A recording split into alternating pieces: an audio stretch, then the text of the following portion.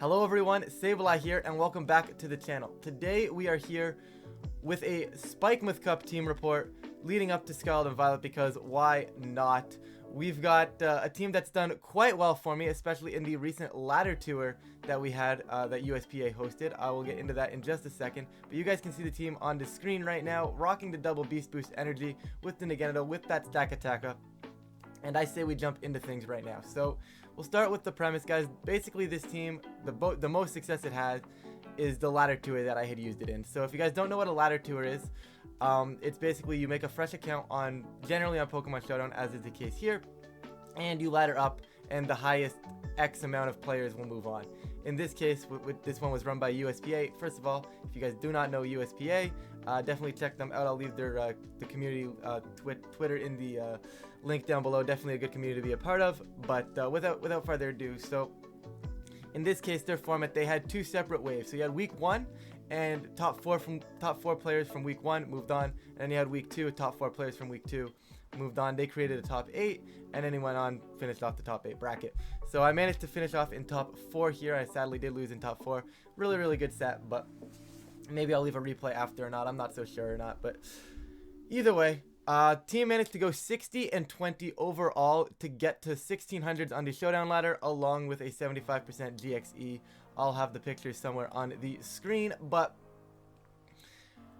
what impressed me about this team wasn't the fact that, oh, I went 60 and 20. Like, yeah, that's a really good rating, right? Like 75% win rate, I think, is very good, especially on showdown ladder, right? Because anything can happen, right? The format isn't really fully developed. This format's never gonna have time to fully develop, so I don't want to spend too much time on this, but I felt like 60 and 20 was just good enough to justify a team report, right? Finishing top 4, it just felt, you know, it just felt like this team should be out there, this team should be shared, this team should be, you know, somewhat documented. I don't think we're ever getting back to this form, but just in case, right? But 60 and 20 felt really good. I think I started 30 and 5, went on a bit of a losing streak, lost like 13, 14 in a row because I was just tilted, and then I ended up going like 30 and 1 or 29 and 2 or something like that afterwards. Or 30, I don't know, I don't remember the exact math, but it had some crazy runs for me, which was really fun to be a part of. So we're gonna get into the team right now because I don't want to take too long right here. We're just gonna start with the Incineroar just because I'm tabbed onto it. It's probably the most basic mod on the team. Maybe not. Actually, Urshifu is the most basic, but it's one of the most basic cores, right? Like, seeing an Realaboom Urshifu core, is anybody really surprised at this point in the Spikemuth Cup? Like, this isn't anything new, right? Just a double fake out with Urshifu going through protects. It just does so much damage.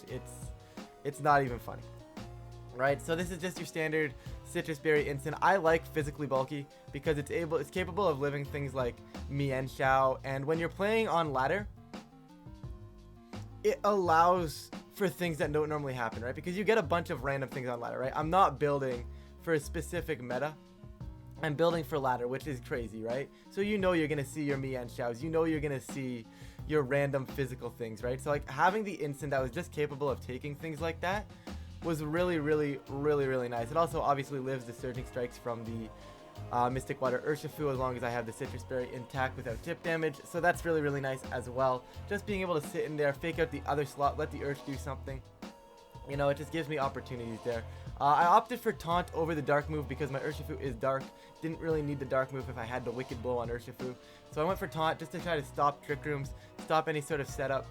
You know, because there's a lot of things, like, I have a Trick Room mode on this team, but I still didn't necessarily want their Trick Room mode to go up, because a lot of the times you're using Taunt against stuff like a Torkoal Trick Room team, because that still ripped through me, right? And you'd rather not have that up. But that's basically the instant, guys. Fairly standard for the most part. Speed was just for a little bit of faster fake out. Nothing too crazy there. Jump over to Realaboom since it's the next support mod here. We'll save the Naganadel and the Stakataka for last because I know that's what y'all want to see. Anyways, we got Grassy Glide, Drum Beating, U-Turn fake out. Standard set, Wood Hammer or Knockoff could have definitely be added to this team. I like Drum Beating because it made up for my lack of overall speed control, right? I wasn't always going to be bringing Stakataka. I wasn't always going to have any sort of Tailwind or speed control along those lines, right? So Drum Beating was actually really helpful in endgames where, like, they'd ignore Realaboom thinking they can just kill it after, and then I Drum Beating that slot, and then all of a sudden I'm faster, and now I kill them with either a U-turn or a Grassy Glide. It was also really nice because on ladder, as mentioned earlier, there's a lot of Serenas. And Serena's very popular in this format in general, off of ladder as well. So having the second grass move was really nice. So if I called the Serena coming in, I don't have to always U-turn that. I can just click drum beating and kill the Tapu Fini or the water type anyways, which is really, really nice. I think Woodhammer packs a little bit more punch, but drum beating made up for that speed control, which was desperate for which was really, really important for my team. Speed on this Realaboom, nothing too crazy. This is my old Realaboom spread. It actually outpaces Nihilego when the Nihilego is -1. So here's once again with the concept where I'm outpacing Nihilego, right? So now Nihilego's like, oh, I'll just kill the Realaboom next turn, get my Beast Boost onto Urshifu, I'll kill the Realaboom next turn. It can't kill me. Joke's on them. I drum beating, they kill my partner Realaboom that was faster and can just click drum beating again, right? Obviously it's in like that's all in a vacuum, right? Like it doesn't really always work out that way, but it is super, super nice to have that option when needed. I'll jump over to the Urshifu, guys. This is not going to complete the Fire Water Grass core as sometimes people consider, because Water Earth, right? Water Earth is so good. I like Dark Earth. I have always liked Dark Urshifu a lot more than Water Urshifu. It is tough to bring into games sometimes because of the fairies, but my double Beast Boost, literally both of my quote-unquote sweepers, if you want to call Stakataka a sweeper, destroy fairy types. So if you want to bring a fairy type into this, I could very easily rock Naganadel, Stakataka, Instant Fini. What does your fairy type do, right? So I want to make them think twice about bringing their fairy types and then have the Dark Urshifu back. And the synergy here was just really, really nice. Just Urshifu's Urshifu, guys. There's not much I can say here. Wicked Blow going through things, breaking things like Cresselia that for whatever reason started picking up in popularity. Like, it is just a really, really nice mon. Ripping through Indeedee. It's just overall a good mon. The biggest problem would be Tapu Fini, but like I said, with a Realaboom and a Naganadel, I can pressure the Fini. I can pressure the fairies with the Stakataka. I can pressure the fairies with the Naganadel. I have enough pressure on the fairy types to be able to justify this. I have the Focus Sash in case I need to take a hit one time. But other than that, I mean, the Stakataka is a really, really important piece to this team. I don't think I'd change like, if I had to change the team, I don't think I would. I'd just make minor set changes. I don't think I'd actually make a Pokemon change. I think the 6 Pokemon were actually really, really solid here. We'll go over Tapu Fini. Just ridiculously bulky, guys. There's nothing crazy here. I have the 108 Modest because I want to be offensive at least a little bit, you know what I mean? Like, I don't want to do no damage because at some point I'm gonna have to attack before I have a Combine up, so I want to be able to do at least a little bit of damage. So that's what the 108 Modest was for. I don't remember the exact calcs or anything like that, but Muddy Water was nice. Moonblast, Combine, Protect. Once again, pretty standard Tapu Fini. I don't think any of this is surprising anybody right here. Nice and bulky. Still packs a little bit of a punch. Doesn't need to be really that fast. I have the drum beating on Realaboom to slow things down. Could have made this Fini a little bit faster to cover for that as well. Like, I could have gone Realaboom to 115 speed, Fini to 114 speed, and then drum beating the Nihilego, have Fini outpace the Nihilego too. That's another option I could have done, but I never really developed the team fully. It was working, right? Like, it was working on ladder, so I didn't really bother justifying, you know? I didn't bother justifying or making any too drastic changes because it was working. There was nothing really to change, you know, and it's just standard Tapu Fini. Like, this is my Fire Water Grass core with 2 breakthrough mons and the Trick Room setter. Like, this is what this is. Like, it's very, in my opinion, it was just a very solid team. Move on to Naganadel. We have a little bit more to talk about on the Naganadel here. First thing you guys are gonna notice, I am Heat Wave and not Flamethrower. I like Heat Wave a lot more. I don't use Heat Wave to pick, like, Flamethrower isn't picking up knockouts on like a Realaboom anyways, and I'm clicking Sledge Bomb into that anyways. But what Heat Wave allows me to do is against something like Kartana, or against something that's weak to the fire move, but not, that's like a steel type, right? If they have steel type plus follow me, this is where Heat Wave comes in handy, because they're like, oh, we just follow me, my steel type's gonna be fine. No, joke's on you, Heat Wave is just gonna shred you, right? It was really, really nice having that spread move to counteract just the fact that people be like, oh, I follow me, they got nothing to do, my Kartana's free to roam, but joke's on you, it's not. And I wanted to go, you guys are looking at the spread being like, what's going on down here? I wanted to go special attack boosting because it helped offset the Draco Meteor drops. And I didn't want to go Modest because if I go Modest, the max speed I can hit is 173, and that leaves me slower than Ninetales. That leaves me slower than Kartana, and to me that just wasn't good. Right? To me, that I needed to be faster than those key pieces because I needed Fini to walk in, be able to kill Kartana So I needed Naganadel to walk in, be able to kill a Cortana beside my Fini to protect it, right? Stuff like that was super important for me, so I needed the speed. Obviously, I cannot go fast. You guys see that 179 and the 179 are the exact same. The Beast Boost takes the priority from going down the list. So 149, 70, 100, 179, since the special attack, 179 comes first before the 179 of the speed stat in that order. The special attack will be the Beast Boost that I get. So the tie works as long as you go down the list. Other than that, I wanted the max special attack because I didn't want to go one. I could have gone 244, right? And then gone to 178. But like, I might as well speed tie Torn. Whoops, that's not right. There it is. I might as well speed tie Torn because why not, right? It just made the most sense to at least speed tie Torn, right? Could have had a little bit more bulk, but the bulk doesn't really do much there, guys. It's just basically I needed to throw it somewhere because putting it in speed gives me the speed boost, and I can't do that. So I had to throw bulk somewhere. Arguably, probably better to have put it in HP for a little bit more bulk, but this is what I ran with. Like I said, the team was working. If you guys want to play around with the bulk, by all means, go for it. Like I said, the team was working. I wasn't really going to change it. And we'll jump over to Stack. This is a mon I am super disappointed with on the set that I ended up locking in for Top Cut, because this set is the set that got me through the ladder, right? This is the set I used on ladder. It was nice. It was a change of pace for the team. Got the Trick Room up, got the damage off. But I don't think it's the set I should be running on this Stakataka. I think there's a bunch of better Stakataka sets. Something like Grassy Seed is cool. But for basically, we're going to focus on this Stakataka set for right now. Rock Slide, Gyro Ball, Body Press, Trick Room. Rock Slide was here basically because I wanted a way to hit Entei, right? I didn't want to have a Stakataka and just be like, oh, well now I can't hit Entei with this team outside of Fini, because Entei is always supported by a strong grass type or a strong way to hit Fini, right? Because Entei can't kill Fini, so they're going to support it with that.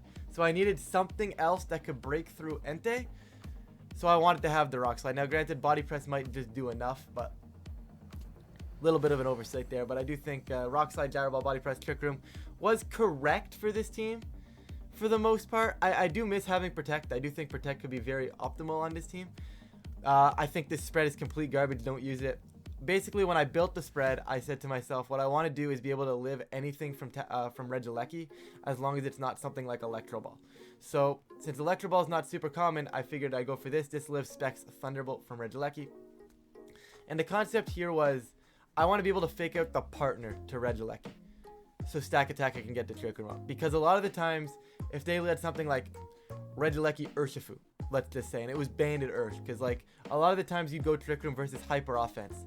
So a lot of the times you're bringing this team, you're bringing the stack, and it's going to have to eat attacks, right? So that's what the Choppleberry Berry is for, to live those close combats. That's what the special defense investment is for, to live the special attack. I think it also lives Specs Fini Muddy Water as well, which is also really, really cool. Right, it just allows me to fake out the slot that they don't expect me to fake out. It allows me to know that, hey, they've got a Fini and an Urshifu. I don't care if that Urshifu is banded. I don't have to play that game. I'm faking out the Ursh. I'll live whatever Fini goes for. I'll get my Trick Room up. I'm faking out your Specs. I don't have to fake out your Specs user because I know I'm going to survive it. You know, it's just giving me that extra turn, that little bit of extra knowledge, that little bit of extra comfort to be able to set Trick Room against those hyper offensive teams a lot normally.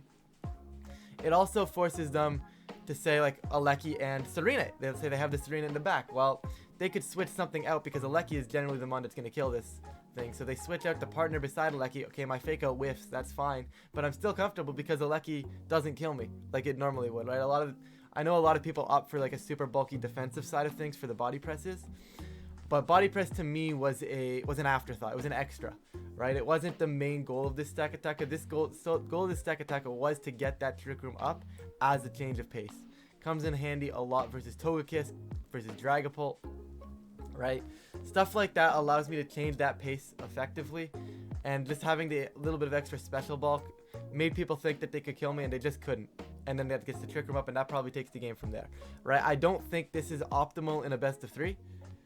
I think going with a different set completely is optimal in a best of 3, just because it was just one of those things where it doesn't really matter if, like in a best of 3, okay, you get game 1, but now what do I do game 2? They know I live.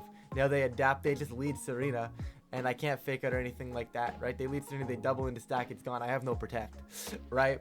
So in a scenario like this, I feel like it's really, really good for the ladder. but it's not as good in a best of 3 or in a format where you're able to adapt, right? So we're gonna jump over to this screen for now just to give you guys a change of pace, but I'm gonna quickly talk about the run. So I feel like there's a little bit of a funny story here. So initially the concept was that the tournament was going to end on 11:59 p.m. on a Saturday night, Pacific time. I'm like, okay, cool, whatever, which would be 3 a.m., 2:59, so we'll just say 3 a.m. my time on the Sunday morning, right? So I was like, okay, that's fine. So it was the Friday night. I'm like, I still got a day. I spiraled down early. I think it was the Thursday I had spiraled down. To Friday, I'm like, all right, let's just ladder up. So I laddered up, and I think I was 54 and 19. Sorry, yeah, I was 54 and 19, and I'm like, all right, this is putting me in a spot. We'll go to sleep. We'll wake up where we are tomorrow. We'll see what happens, right? And I'm like, okay, cool. So as I'm on my way to bed, I turn my computer off for the night. I go to bed, grab my phone, because like as everybody does, you know, they scroll through their phone for a little bit before they go to bed.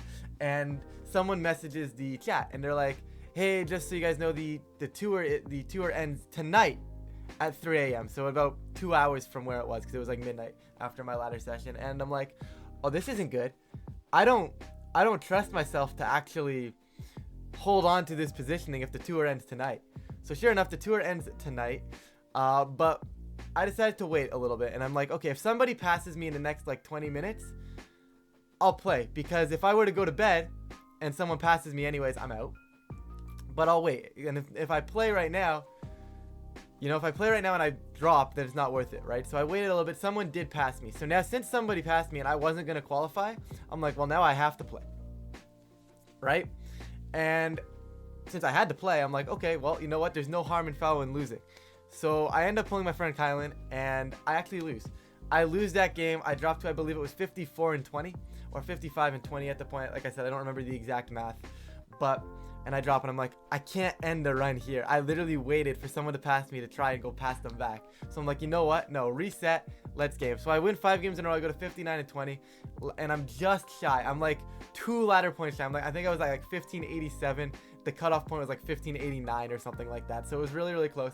And now we're getting on to 1:30 a.m. It's 1:30 a.m. I am on my phone playing Pokemon Showdown on mobile, because apparently I have nothing better to do to try and cut this ladder tour.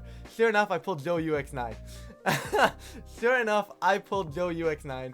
And first of all, if you don't know Joe, guys, definitely check out his content. All the links will be in the description. But besides the point, absolutely wild matchup. Thankfully, though, they had a Metagross, and Dark Urshifu kind of just did Dark Urshifu things. Put on a lot of pressure, managed to get me the win, jumped my rating up to 60 and 20, dropped me up to 1602, which was more than enough to cut the ladder tour when I woke up the next morning, which is beautiful.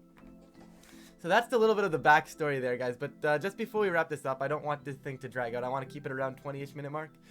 But just before we wrap up, guys, I'm not going to talk about any sort of matchups. The meta didn't really actually develop. I have regrets on what I locked, because like I said, you heard me talk about it a lot, that the team was good for ladder, but when I locked it in for top cut, I probably should have optimized it for best of 3, knowing top cut would have been best of 3. Never got around to doing that, but it worked. I still managed to get top 4, which I'm super happy with. Definitely a nice little way to close the books of Sword and Shield before jumping into Scarlet and Violet. Some shoutouts, guys. First off, shoutouts to Neil, Pengi. Those two for sure. I want to touch upon those two. Both of them also have channels, guys, so I'll link that stuff down below. But Neil and Pengi for keeping me sane through this entire thing, and helping me prep as well for Top Cup. Shoutouts to the Driftvale Sand Rushers, which was a team of my Opal League, which was the Opal League team I was a member of. They were with me at the start of this journey, and helped keep me sane, help make some help me draft the original team as well. So definitely shoutouts to them. And I think that's everyone. If I'm forgetting somebody, I apologize. I feel like I'm forgetting somebody, so I apologize if you guys know who you are. But definitely everybody who did help me build this team, keep me sane throughout the tour, help me prep. Really, really do appreciate that. With that, guys, I think I'm going to get out of here looking really, really forward to Scarlet and Violet. This is basically just kind of my one last hoorah, you know what I'm saying? I don't know. One last hoorah. Spikemuth Cup was a lot of fun. It was nice to have no Dynamax. Don't think this format ever comes back up, but rental code will be down below. Team paste link will be down below. No need to go copy the spreads or anything like that. It's all down below, guys. But Everything you need to know is down below, like I said. With that, guys, I'm going to stop rambling. Thank you guys so much for watching, and I will catch you guys in a future video.